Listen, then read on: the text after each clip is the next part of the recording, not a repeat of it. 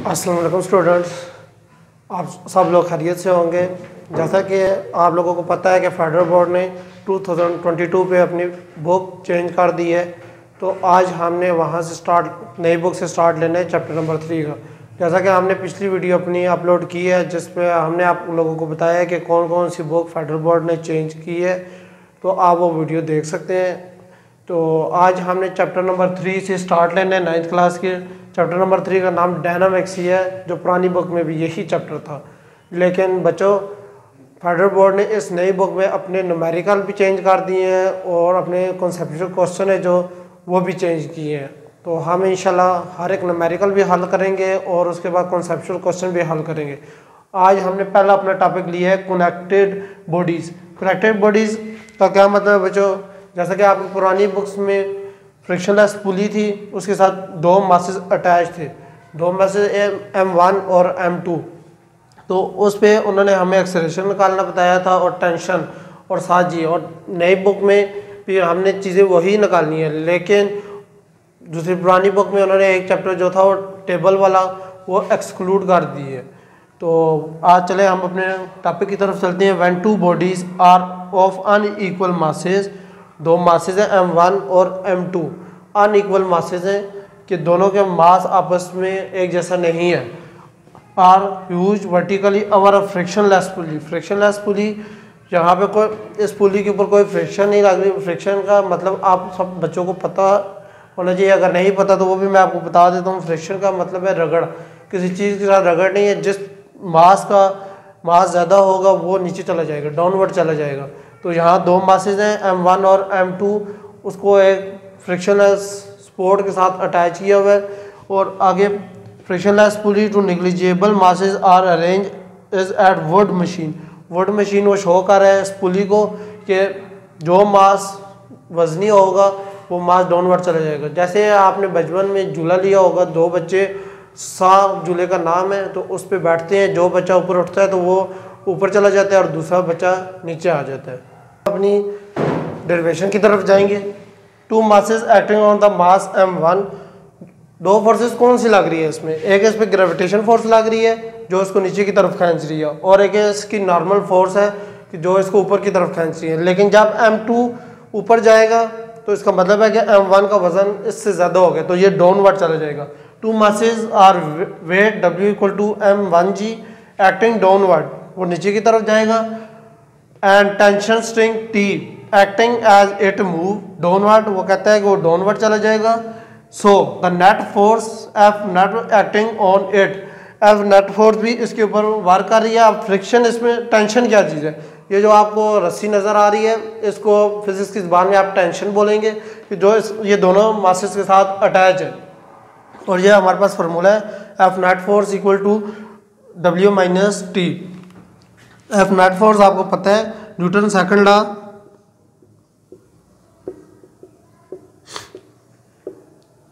Newton second law, F equal to ma। जैसा कि W के बारे में आपको ऊपर बताया गया, W equal to M1G।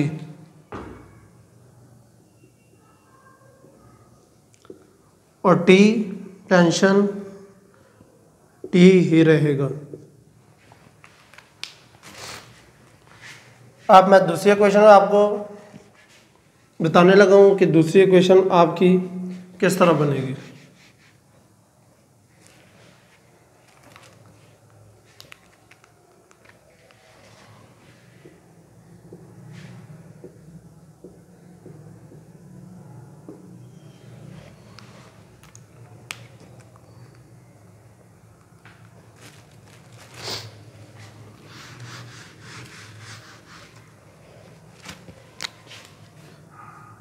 F net force equal to T minus W, Newton second law, F equal to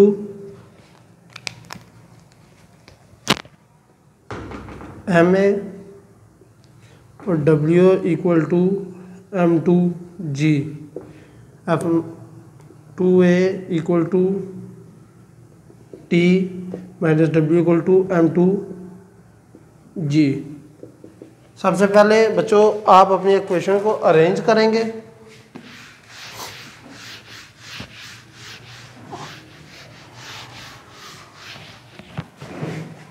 तो फर्स्ट इक्वेशन मैंने आपको पहले बताई है, F net force equal to W minus T.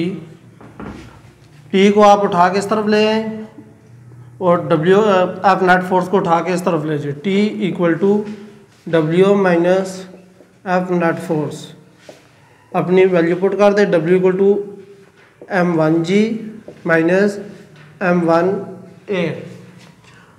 Second equation, उसमें भी आपने टी निकालना है, तो T equal to m2a plus m2g। ये क्वेश्चन नंबर 2 है। क्वेश्चन नंबर 1,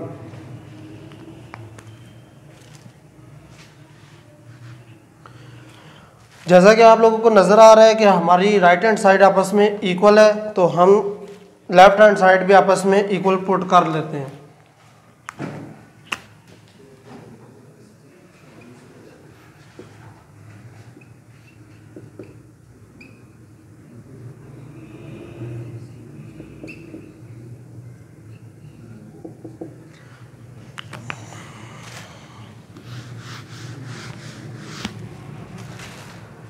बच्चों हमने एक्सेलरेशन निकालनी है। हम m2a को उठा के m1a को उठा के साइड ले जाते हैं, m2g को उठा के इस तरफ ले जाते हैं।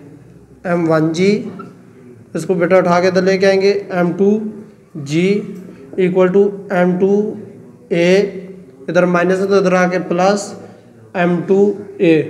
इन दोनों में क्या चीज़ कॉमन है बच्चों? इन दोनों में g कॉमन है।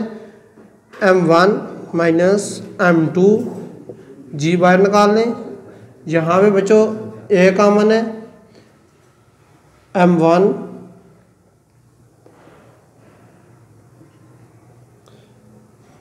m2 plus m1।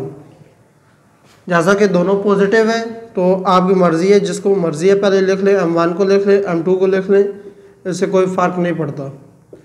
m1 plus m2। हमें एक्सेलरेशन चाहिए, तो बच्चों इसको डिवाइड कर दें साथ।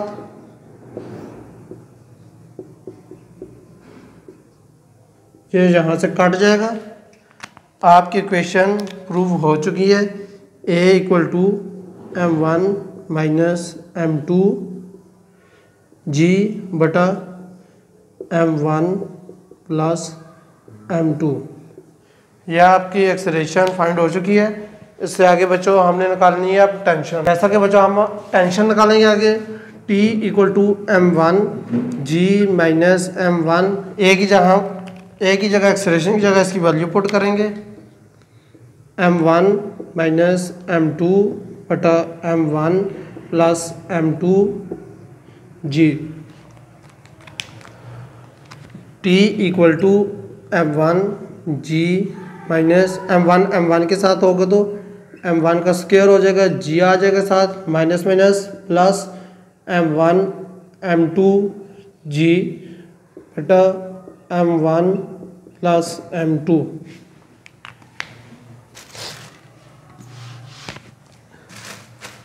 बच्चों m1 और m2 आपस में इसका एलसीएम होगा, m1 plus m2, m1 g m1 plus m2 ऊपर आ जाएगा। ये बचे m1 का square g plus m1 m2 g।